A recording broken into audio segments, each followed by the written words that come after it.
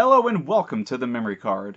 Next Friday, we're going to be getting Super Mario Odyssey for the Nintendo Switch, and it's one of the most anticipated games this year, and I cannot wait for it to come out.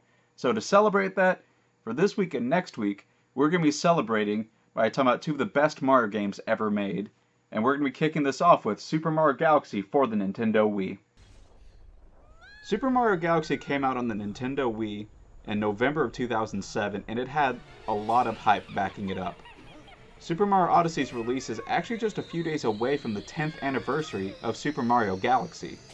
Both games have in common the focus on exploration and open environments, but Odyssey's taken that to a much greater level, much closer to what we saw in Super Mario Sunshine and Super Mario 64.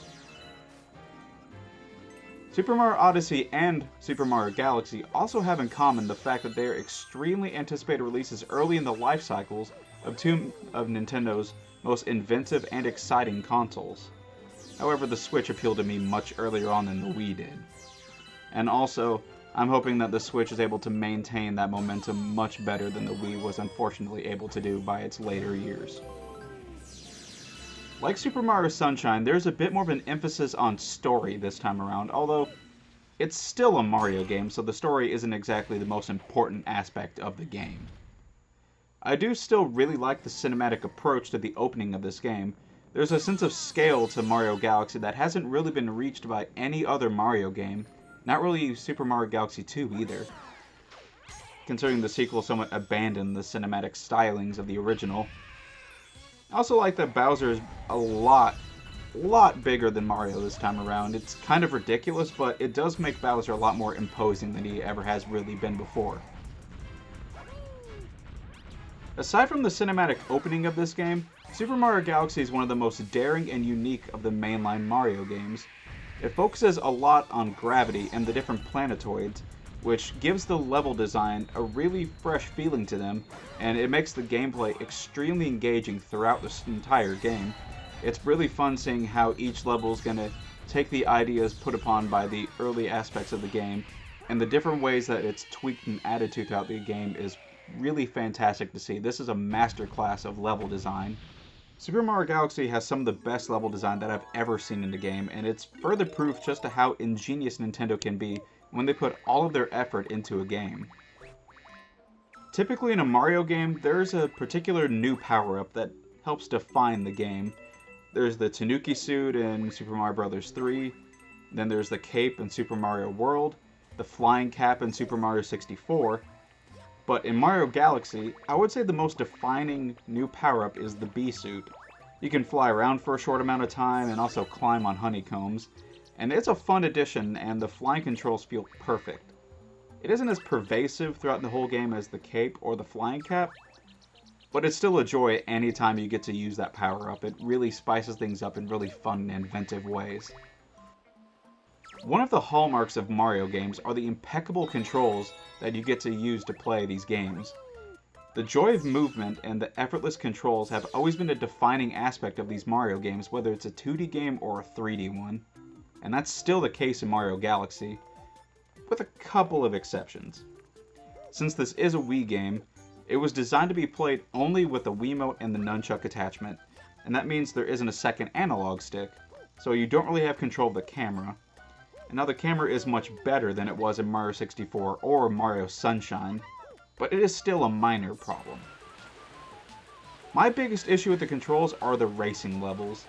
These have been my least favorite parts of every 3D Mario game ever made, but they were never worse than in Mario Galaxy 1.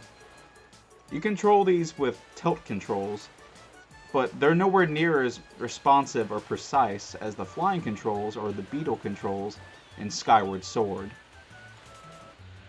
And these racing levels are basically the only times that I didn't have fun in this game because, as is a defining aspect of Mario games, you always have perfect control of your character, and it always feels just right, and that isn't the case with these racing levels. It never feels right, and I never felt really in control of what I was doing.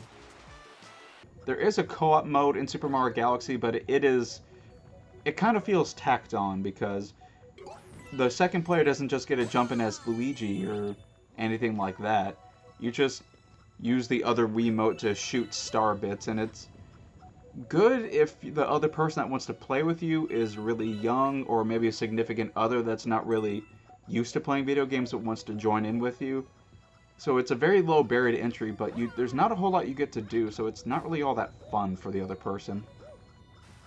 While Super Mario Galaxy is an absolute masterpiece, it did also begin the trend of 3D Mario games straying more towards the linearity of the 2D Mario games. There is a hub world in Mario Galaxy, but it isn't as fun to explore as Peach's Castle or Isle Delfino, and the hub is much less memorable because of that. It's definitely not something that bugs me all that much, but consider that there were plenty of times in Mario 64 and Mario Sunshine where I would get frustrated because I was just trying to find the next level, and sometimes it was kind of obtuse to me. And this does simplify the experience, but in some ways that a fair amount of fans didn't like as much. Also, the boss fights are all extremely easy and simple, but that's pretty much been the case for all 3D Mario games, so I won't knock Mario Galaxy all that much for that. All of these are still minor criticisms because, aside from the occasional racing level, this game is a blast from beginning to end. It's a joy to control, the level design is inventive and so much fun and creative. I love the art style, it's so colorful, and Mario Galaxy 1 and 2 are some of the best looking games of that generation, which is funny because it's running on the Wii, and yet the art design is beautiful in this game. Super Mario Galaxy is easily one of the best games I've ever played, and I'll always love going back to this and playing this game again and again.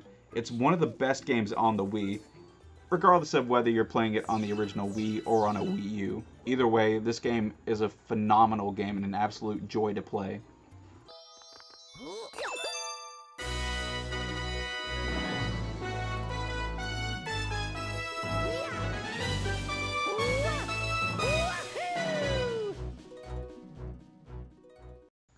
Back in 2007, I didn't own a Wii, and playing games like Super Mario Galaxy really makes me regret not having a Wii back then.